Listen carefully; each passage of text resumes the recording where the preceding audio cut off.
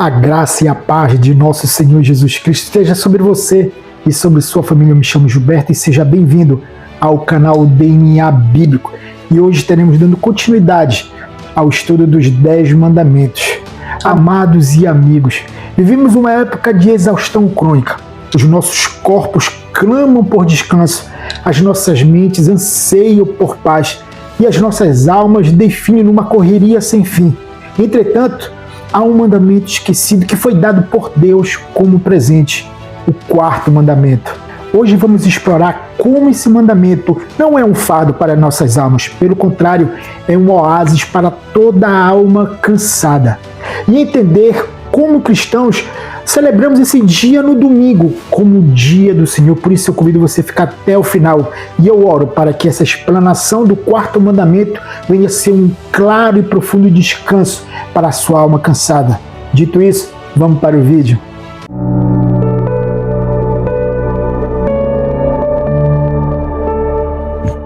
E a nossa leitura continuará em Êxodo, capítulo 20, agora do versículo 8 ao versículo 11, que diz assim: Lembre-se do dia de sábado para o santificar. 6 dias você trabalhará e fará toda a sua obra, mas o 7º dia é o sábado dedicado ao Senhor seu Deus. Não faça nenhum trabalho nesse dia, nem você, nem seu filho, nem sua filha, nem seu servo, nem sua serva, nem o seu animal, nem o estrangeiro das suas portas para dentro. Porque em 6 dias o Senhor fez os céus e a terra, o mar e tudo que neles há. Ao 7º dia descansou. Por isso, o Senhor abençoou o dia de sábado e o santificou. O 4º mandamento, amados, ele é único porque começa com lembra-te. Mas por quê? Porque aponta para algo estabelecido na própria criação. Veja o que está escrito lá em Gênesis, capítulo 2, versículo 2 e 3, que diz assim: E havendo Deus terminado no 7º dia a sua obra que tinha feito, descansou nesse dia de toda a obra que tinha feito. E Deus abençoou o 7º dia e o santificou, porque nele descansou de toda a obra que como Criador tinha feito. O texto que lemos nos mostra que Deus descansou no 7º dia, não porque estava cansado ou fatigado, mas para nos mostrar um princípio para toda a sua criação. A Confissão de Fé de Westminster, no capítulo 21, seção 7, nos ensina que Deus designou um dia em 7 como santo descanso. E este princípio é perpétuo, uma lei moral que atravessa as dispensações. Mas o que isso significa, Gilberto? Significa que ao trabalharmos sem parar, não estamos somente desobedecendo a Deus, mas estamos negando também a nossa humanidade. Quando Deus nos criou com limitações corporais, apontando também para uma necessidade espiritual. O descanso semanal é um lembrete humilde para cada um de nós que nos diz: você não é Deus. Mas, Gilberto, no Antigo Testamento nos ensina que nós devemos cultuar e adorar a Deus no 7º dia, ou seja, no sábado. Como nós cristãos nos dias de hoje adoramos, cultuamos a Deus no domingo? Não estaremos pecando? Aqui chegamos a um ponto crucial. Como o sábado se tornou o domingo para o cristão? Aqui eu quero trazer alguns fundamentos bíblicos para essa mudança do sábado para o domingo. Primeiro eu quero destacar a ressurreição de Cristo. Cristo ressuscitou no 1º dia da semana, como está escrito lá em João capítulo 20, versículo 1 e Marcos capítulo 16, versículo 9. É neste dia que o nosso Senhor Jesus Cristo venceu a morte e também inaugurou a nova criação por meio dele. Segundo, o testemunho apostólico. Em Atos capítulo 20, versículo 7 diz assim: No 1º dia da semana, nós nos reunimos a fim de partir o pão. Paulo, que pretendia viajar no dia seguinte, falava aos irmãos e prolongou a mensagem até meia-noite. Aqui nos mostra que a igreja primitiva, ainda no tempo dos apóstolos, se reuniu para cultuar a Deus, se reuniu para partir o pão, ou seja, participar da ceia e ser expostos também pela palavra. Veja também lá em 1 Coríntios, capítulo 16, versículo 2, que diz assim: No 1º dia da semana, cada um de vocês separe uma quantia conforme sua prosperidade e vá juntando, para que não seja necessário fazer coletas quando eu for. Neste verso vemos que O domingo não era somente para cultuar a Deus, ser exposto à palavra e participar da ceia, mas também era para exercer a misericórdia e a caridade com o próximo. Outro fundamento é a frase, o dia do Senhor, que encontramos lá em Apocalipse, capítulo 1, versículo 10, diz assim: achei-me no Espírito no dia do Senhor. Aqui vemos João preso na ilha de Patmos. O dia do Senhor era uma designação que a igreja usava para destacar o domingo como aquele dia que a igreja se reunia para celebrar a ressurreição de Cristo. Mas também no contexto histórico podemos ver que a igreja, depois dos apóstolos, observavam, ou melhor, se reuniam para cultuar a Deus no domingo.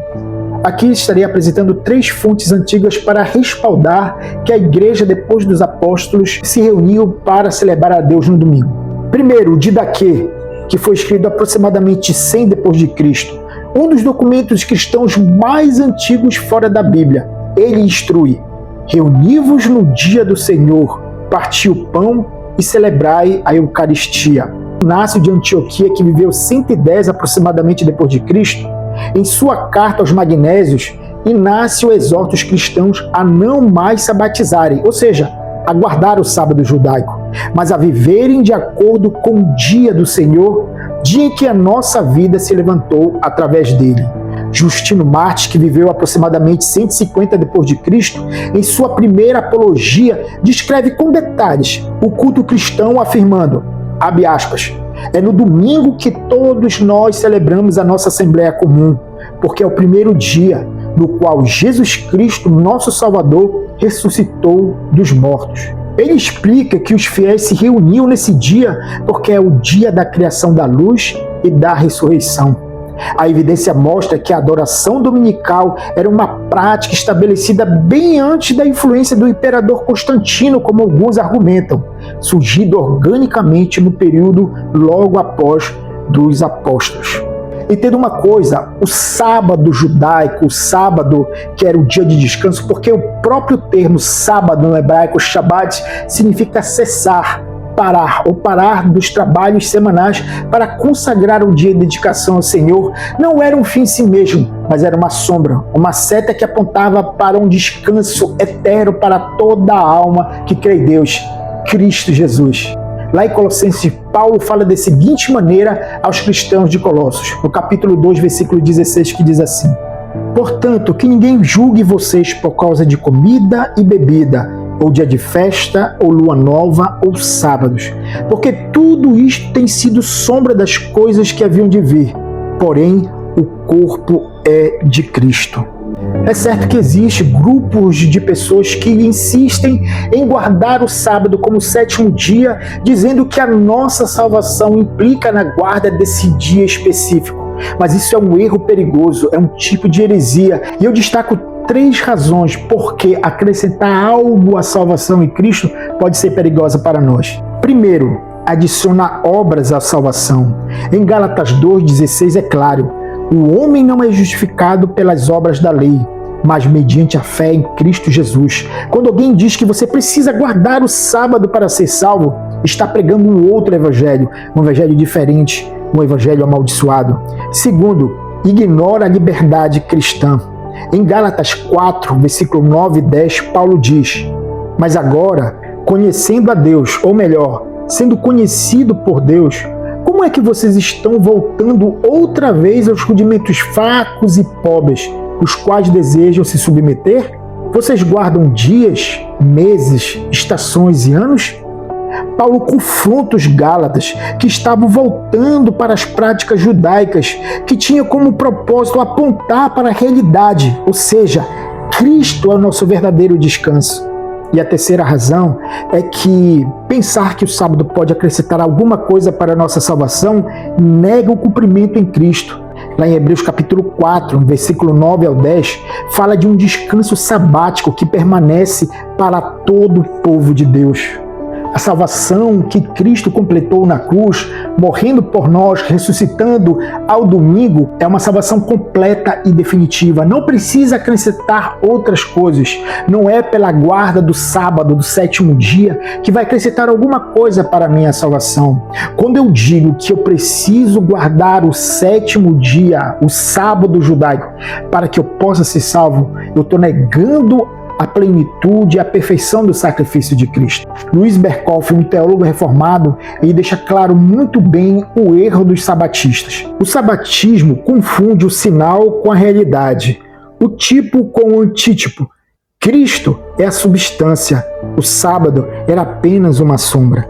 Então, Gilberto, como devemos aproveitar o dia do Senhor da maneira como Deus se agrada? Eu quero separar 4 princípios que devemos fazer nesse dia separado pelo Senhor, ao qual o nosso Senhor e Salvador Jesus Cristo venceu a morte. O primeiro princípio é a adoração corporativa. Em Hebreus 10, 25, nos exorta a não deixarmos de nos congregar, ou seja, o domingo é primeiramente para adoração comunitária. Segundo, é um descanso físico. Desligue-se do trabalho secular. Deus sabe o que você precisa. Confie nele com os seus 6 dias e ele suprirá todas as suas necessidades. Terceiro, obras de necessidade e misericórdia. Jesus nos ensinou que o sábado foi feito para o homem e não o homem para o sábado. Nós devemos usar o dia do Senhor para cuidar dos doentes, ajudar os necessitados. Isso honra o dia do Senhor. E em quarto lugar, o domingo, o dia do Senhor, deve ser aproveitado como um deleite espiritual. Lá em Isaías, capítulo 58, 13 e 14, nos convida a chamar o sábado como deleitoso, honroso. Nós devemos meditar na palavra de Deus, ler a palavra de Deus, estar com a nossa família, refletir em todas as bondades do Senhor. Amigos, o quarto mandamento não é uma cerca que restringe, mas é um jardim que restaura. É um presente de um Pai amoroso que conhece muito bem as nossas fragilidades.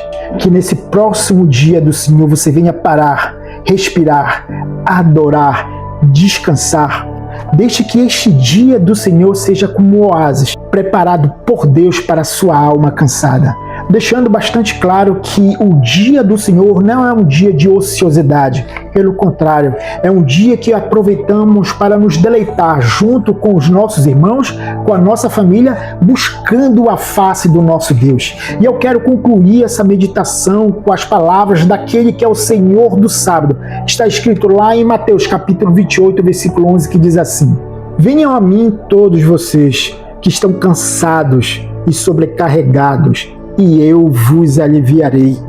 Que Deus abençoe você, que Deus abençoe a sua família e que amanhã, o dia do Senhor, você venha aproveitar para buscar a presença do Senhor aonde quer que você venha estar. Que Deus, em Cristo Jesus, venha dar descanso, não somente ao seu corpo, mas principalmente à sua alma. Fique na paz do Senhor. Amém.